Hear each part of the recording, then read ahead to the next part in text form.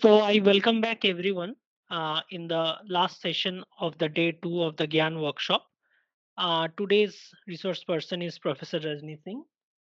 We thank ma'am for two insightful lectures on Gertrude Stein's compositions as well as on Dalit feminist epistemology. And we will going to start the tutorial session very soon. Before that, I need this occasion to formally introduce ma'am once again for the tutorial session, which will be the last session for today's workshop. So, Professor Rajni Singh is the coordinator for this Gyan course titled Women Writers and Thinkers in the Modern Critical Tradition. Rajni Singh is a professor of English and Dean Corporate Communication at the Indian Institute of Technology, Indian School of Mines, Dhanbad. Her areas of interest include women's writing and gender studies. She has published extensively in journals like Archive Orientali, Asian Journal of Women Studies, Time Present, Folklore Fellows, Interdisciplinary Studies in Literature and Environment, etc., and authored books on Indian writing in English and T.S. Eliot. She has carried out several projects on women's issues and gender studies. Currently, she is working in the gender issues in the mining industry. We again thank ma'am for organizing this workshop and particularly for two insightful lectures. Now over to you, ma'am, for the tutorial. To you, ma'am, for the tutorial. Thank you, Atulanto.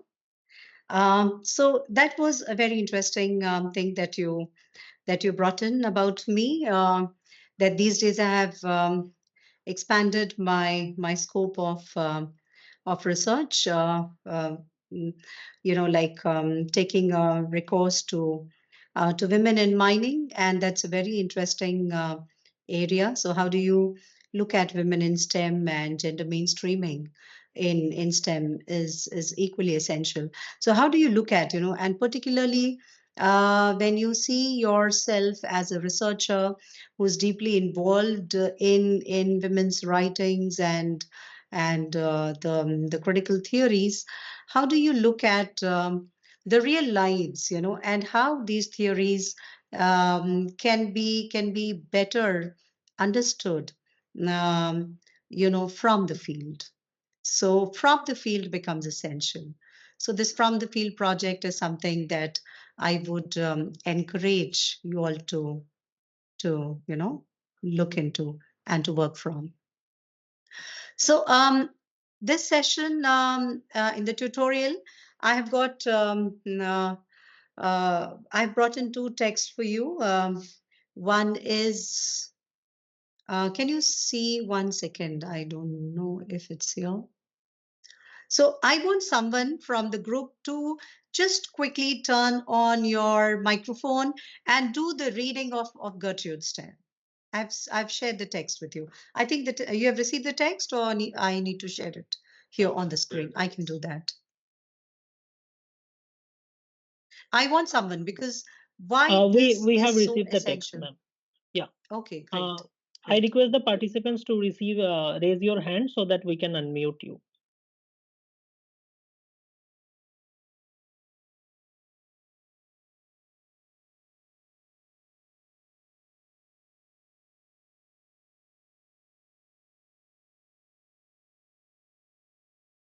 What is being shown up? Ah.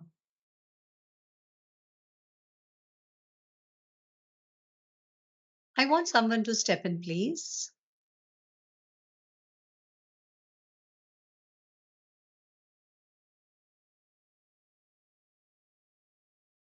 Aditi, you have been unmuted and you can speak. Hi, do I have to read the T.S. Eliot that is on the? No, you read composition as explanation, and that's very essential. So we are going to look at that, and then we'll go back to the prompts. Uh, where is it? Like on the screen currently, I can see T.S. Eliot's poem. Oh, okay, okay. You did not get the. All Oh, right, okay. okay, Okay. okay. What I'll do, I'll share it first here on the screen. Okay, I'll do that.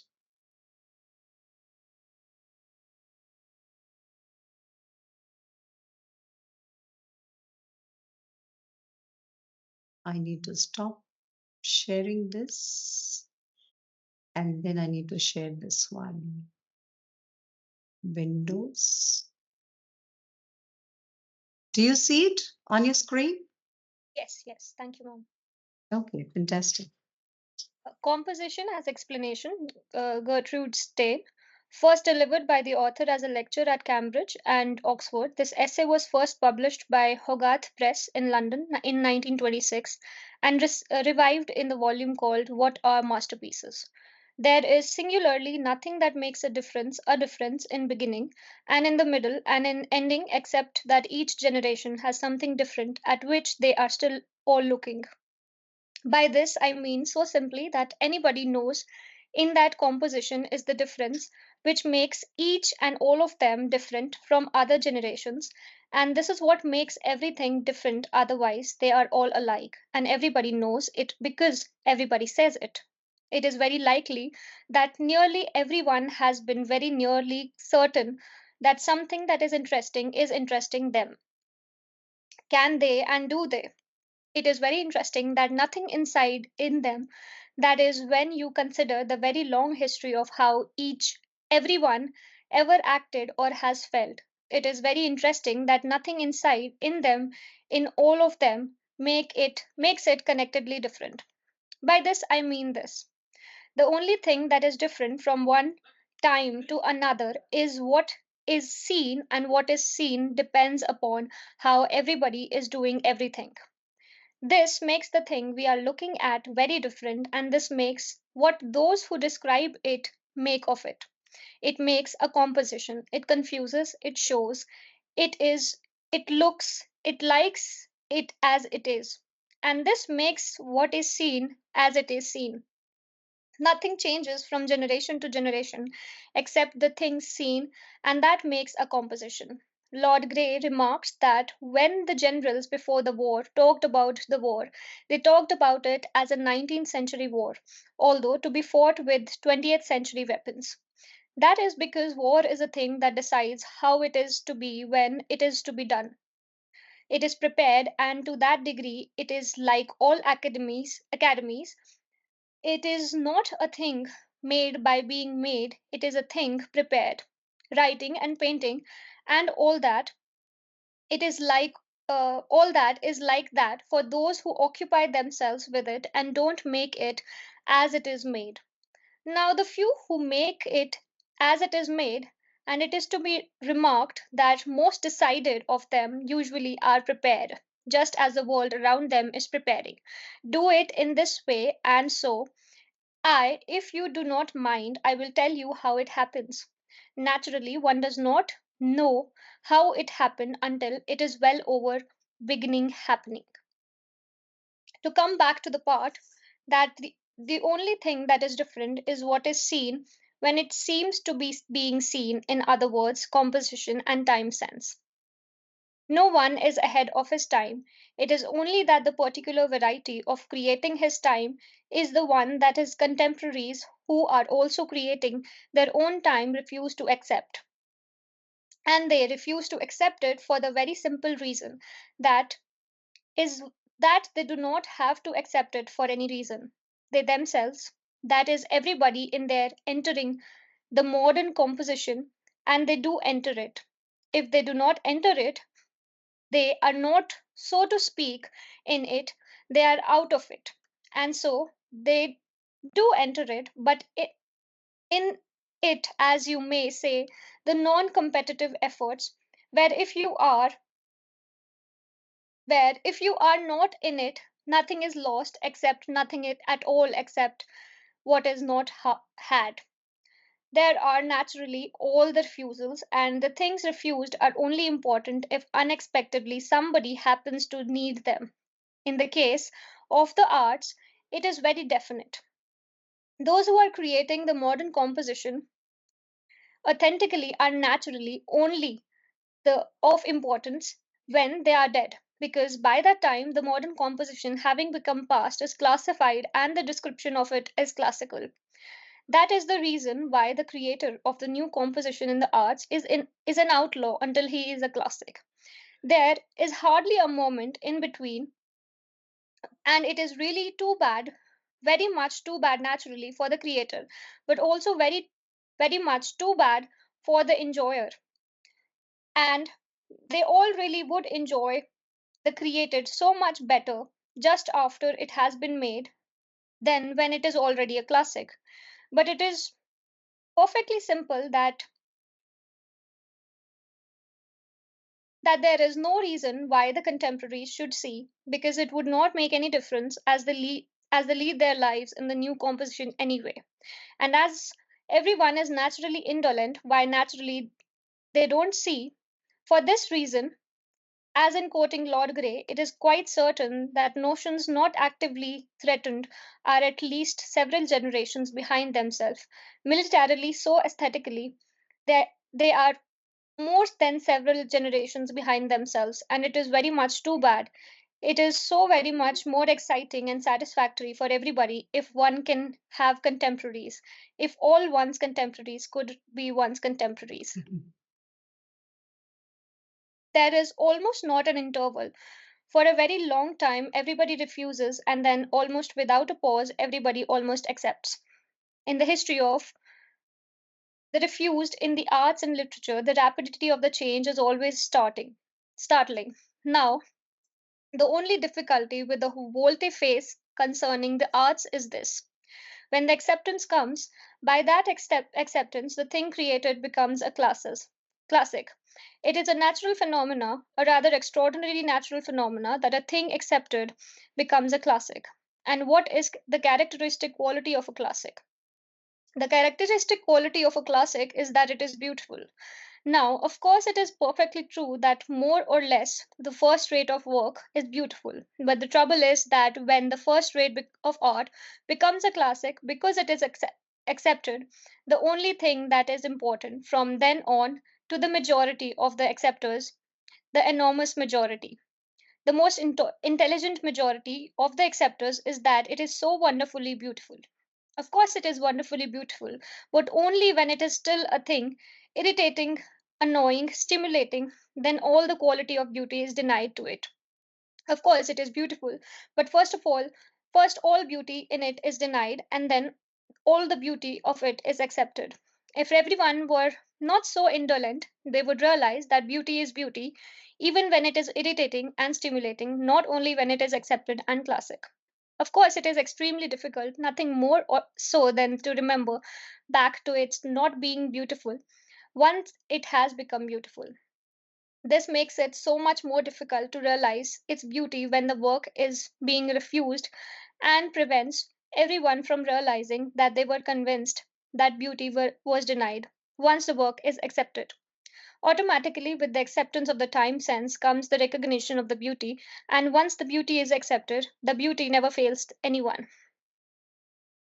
Beginning again and again is a natural thing, even when there is a series. Beginning again and again explaining composition and time is a natural thing. It is understood by this time that everything is the same except composition and time, composition and the time of the composition, and the time in the composition. Everything is same except composition, and as the composition is different and always going to be different, everything is not the same. Everything is not the same as the time when the composition and the time in the composition is different. The composition is different, that is certain. The composition is the thing seen by everyone living in the living, and living they are doing. They are the composing of the composition that at the time they are living in the composition of the time in which they are living. It is that makes a living a thing they are doing. Nothing else is different of that almost anyone can be certain. The time when the time when and the time of and the time in that composition is the natural phenomena of that composition, and of that perhaps everyone can be certain. No one thinks that these things, when they are making, when they are creating, that is the what is the composition. Naturally, no one thinks. That is, no one formulates until what is to be formulated has been made. Composition is not there. It is going to be there, and we are here. This is some time ago for us naturally. The only thing that is certain The only thing that is different from one time to another is what is seen, and what is seen depends upon how everybody is doing everything. This makes the thing we are looking at very different, and this makes what those who describe it make of it. Makes it makes a composition. It confuses, it shows, it looks. It likes it as it is, and this makes what is seen as it is seen. Nothing changes from generation to generation except the thing that's seen, and that makes a composition. Now, the few who make the writing as it is made, and it is to be remarked that the most sided of them are those that are are prepared just as the world around them is prepared and is preparing to do it in this way. And so, if you do not mind, I will again tell you how it happens. Naturally, one does not know how it happened until it is well over beginning happening. Each period of living differs from any other period of living, not in the way life is, but in the way life is conducted, and that authentically speaking is composition. After life has been conducted in a certain way, everybody knows it, but nobody knows it little by little. Nobody knows it as long as nobody knows it. Anyone creating the composition in the arts does not know it either. They are conducting life, and that makes their composition what it is, makes their work compose as it does.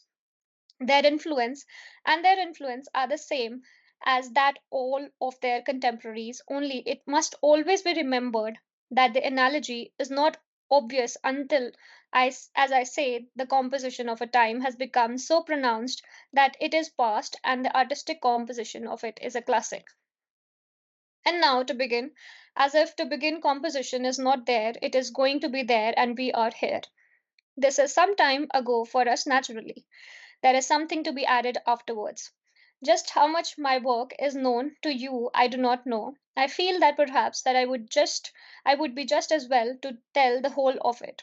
In beginning, in beginning writing, I wrote a book called Three Lives. That this was written in 1905. I wrote a Negro story called Milentia. In that there was a constant recurring and beginning, there was a marked direction in the direction of being in the present, although naturally I had been accustomed to past, present, and future. And why? Because the composition forming around me was a prolonged present. A composition of a prolonged present is a natural composition in the world, as it has been there 30 years. It was more and more a prolonged present. I created then a prolonged present naturally. I knew nothing of a continuous present, but it came naturally to me to make one.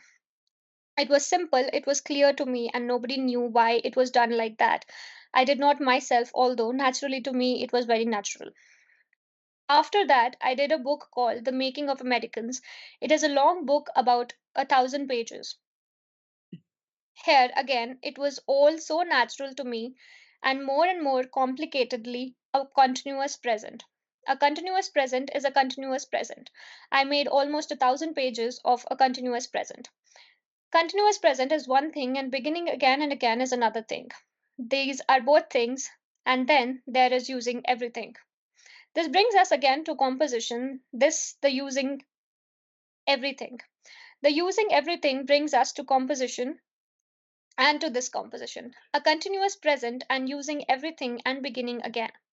In these two books, there were elaboration of the complexities of using everything and of a continuous present and the beginning of again and again and again. In the first book, there was a groping for a continuous present and for using everything by beginning again and again.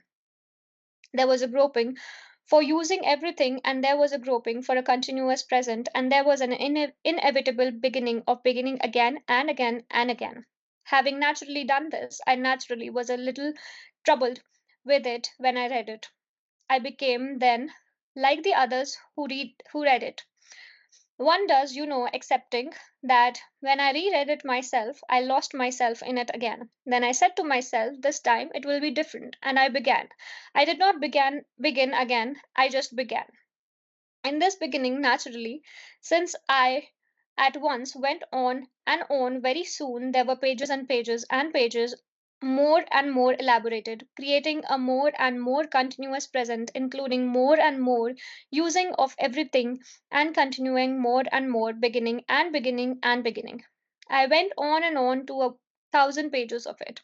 In the meantime, to naturally begin, I commenced making portraits of anybody and anything. In making these portraits, I naturally made a continuous present and including everything and a beginning again and again within a very small thing. Started me into composing anything into one thing. So then naturally it was natural that one thing, an enormously long thing, was not everything, as enormously short thing was also not everything, nor was it all of it a continuous present thing, nor was it always and always beginning again. Naturally I would then begin again. I would begin again. I would naturally begin. I did naturally begin. This brings me to a great deal that has been begun. And after that, what changes? What changes after that? After that, what changes? And what changes after that? And after that, what changes? And changes after that? What changes after that? The problem was this time on became more definite. It was all so nearly alike, it must be different, and it is different. It is natural that if everything is used and there is a continuous present and a beginning again and again.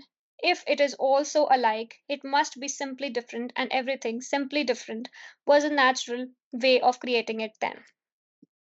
In this natural way of creating it was simply different. Everything being alike, it was simply different. This kept on leading on to lists naturally for a while, and by lists I mean a series. More and more in going back over what was done in at this time, I find that I naturally kept simply different as an intention. Whether there was or whether there was not a continuous present did not then any longer trouble me. There was or there was not, and using everything no longer troubled me. If everything is alike, using everything could no longer trouble me, and beginning again and again could no longer trouble me, because if lists were inevitable, if series were inevitable, and the whole of it was inevitable, beginning again and again could not trouble me. So then, with nothing to trouble me, I very completely began naturally. Since everything is alike, making it simply different naturally, as simply different as possible. I began doing natural phenomena that I call natural phenomena and natural phenomena naturally. Everything began being alike. Natural phenomena are making things be naturally simply different. This found its culmination later. In the beginning, it began in a center for confused with the lists, with series, with geography, with returning portraits, and with particularly often 4 and 3, and often with 5 and 4. It is easy to see that in the beginning such a conception as everything being naturally different would be very inarticulate, and very slowly it began to emerge and take form of anything. And then naturally, if anything that is simply different, what follows will follow. So far, then, the progress of my conceptions was the natural progress entirely in accordance with my epoch, as I am sure it is to be quite easily realized if you think over the scene that was before us all from year to year. As I said in the beginning, there is the long history of how everyone ever acted or has felt that nothing inside is in them is all of them makes it connectedly different. By this, I mean all this. The only thing that is different from one time to another is what is seen, and what is seen depends upon how everybody is doing everything. It is understood by this time that everything is the same except composition and time. Composition and the time of the composition and the time in the composition. Everything is the same except composition, as the composition is different and always going to be different, everything is not the same. So then I was a contemporary creating the composition in the beginning, was groping towards a continuous present, using everything and beginning again and again, and then everything being alike, and then everything very simply different, was naturally simply different. And so I as a contemporary, was creating everything being alike, was creating everything naturally being naturally simply different, everything being alike. This then was the period that brings me to the period of beginning of 1914. Everything being alike, everything being naturally would be simply different, and the war came, and everything being alike and everything being simply different brings everything being simply different brings it to romanticism. Romanticism is then when everything being alike, everything is naturally simply different, and romanticism. Then, for 4 years, this was more and more different, even though this was everything alike. Everything alike, naturally, everything was simply different, and this is and was romanticism, and this is and was war. Everything being alike, everything naturally, everything is different, simply different, naturally, simply different. And so there was the natural phenomena that was war, which had been before war came, several generations behind the contemporary composition, because it became war and so completely needed to be contemporary, became completely contemporary, and so created the completed recognition of the contemporary composition. Everyone but one may say everyone became consciously became aware of the existence of the authenticity of the modern composition. This then the contemporary recognition, because of the academic thing knows uh, as war, having been forced to become contemporary, made everyone not only contemporary in act, not only contemporary in thought, but contemporary in self consciousness, made everyone contemporary with the modern composition. And so, the art of creation of contemporary composition, which would have been outlawed normally, outlawed several generations more behind even the war having been brought to, so to speak, up to date. Art to speak was allowed, not completely to be up to date, but nearly up to date. In other words, we who created the expression of the modern composition were to be recognized before we were dead, some of us even quite a long time before we were dead. And so, war may be said to have advanced a general recognition of the expression of the contemporary composition, and by almost 30 years. And now, after that, there is no more of that. In the other words, there is peace, and something comes then, and it follows coming then. And now one finds oneself interesting oneself in the equilibration. And that, of course, means words as well as things and distribution, as well as between themselves, between the words and themselves, and the things and themselves. A distribution as distribution. This makes what follows, and now there is very every reason why there should be an arrangement made. Distribution is interesting, and equilibration is interesting when the continuous present and and a b a beginning Beginning. again and again, beginning again and again, and using everything alike, and everything naturally simply different has been done. After all, that there has been that there is a composition, and that nothing changes except composition, the composition and the time of and the time in the composition. The time of the composition is a natural thing, and the time in the composition is a natural thing. It is a natural thing, and it is a contemporary thing. The time of the composition is the time in of the composition. It has been at times a present thing, it has been at times a past thing, it has been at times a future thing, it has been at times an art endeavor at parts, or all of these things. In my beginning, it was a continuous present, a beginning again and again and again and again. It was a series, it was a list, it was a similarity and everything different. It was a distribution and an equilibration. That is all the time. all of the time, some of the time of the composition. Now, there is still something else, the time sense in the composition. That this is what is always a fear, a doubt, and a judgment and a conviction. The quality in the creation of expression and the quality in a composition that makes it go dead just after it has been made in a troublesome in very is very troublesome. The time in the composition is a thing that is very troublesome.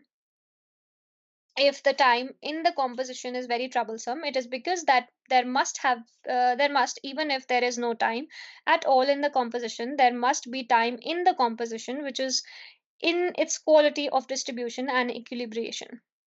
In the beginning, there was the time in the composition that naturally was in the composition, but the time in the composition comes now, and this is what is now troubling everyone. The time in the composition is now a part of distribution and equilibration. In the beginning, there was confusion, there was a continuous present, and later, well, there was romanticism, which was not a confusion but in extrication. And now there is either succeeding or failing. There must be distribution and equilibration. There must be time that is distributed and equilibrated.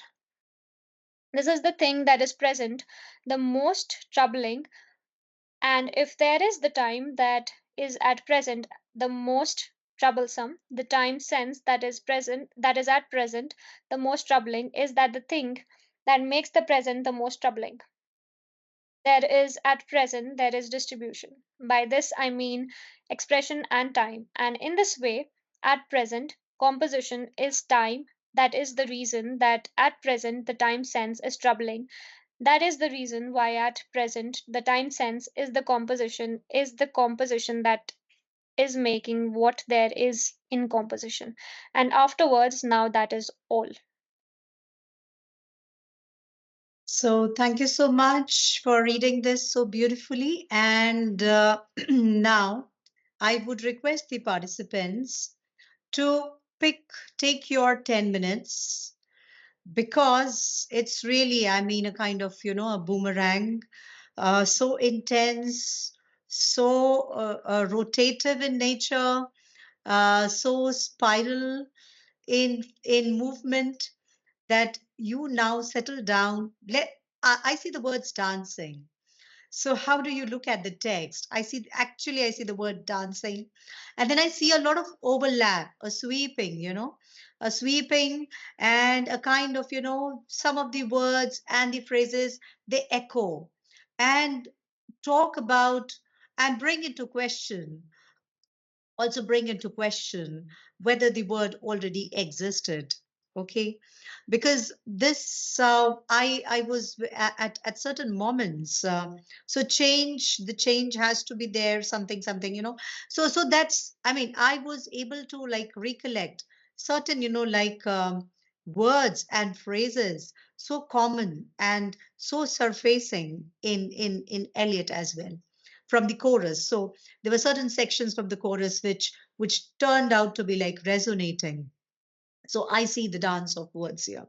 So let the words settle down, let it, like, calm down. And now I want you to pick which section has appealed you the most, and why do you like it, and what do you make out of this? Because, and do we have to really make out of it? So I give you 10 minutes, take your time. And also, I hope everybody has got the this text with you. Yes. Yes, ma'am. Everybody All has right, access to everyone it. has got the text. So I would like to, I would, close this, and I would open the actual prompts. So this text has to be kept at the background, at the back of your mind. And now you're going to concentrate on the prompts. Of course, the text has to be there with you alongside. So now, and you look at the prompts now, and then I have some specific points we can open up for discussion. How do you look at? We take 15 minutes. Yeah, we take 15 minutes to just,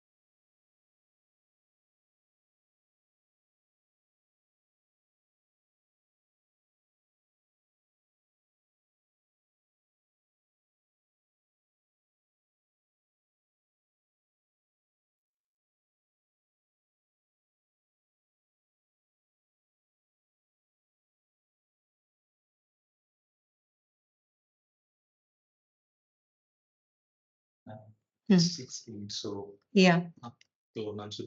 So yeah, we can resume now, and I also see some questions in the your comments in the chat box. Do you want me to start with that first, and then I come back to you with the prompts? I hope you have seen the prompts here. Um, did I share the prompts? Yes, I did.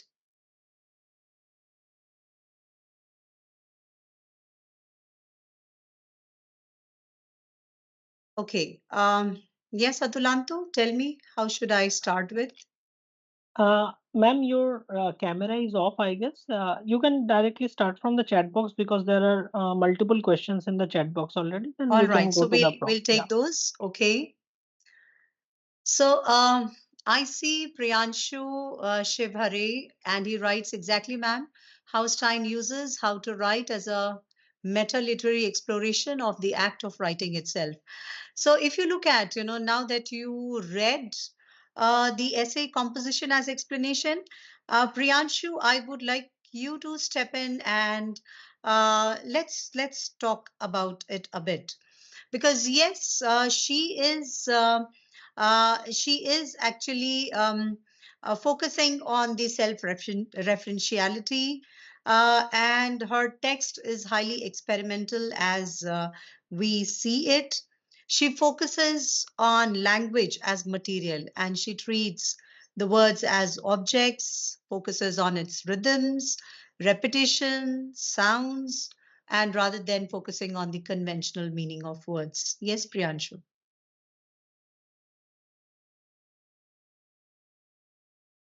Priyanshu, you can. Your mic has been enabled. You can Priyanshu, speak. you read the essay composition as explanation.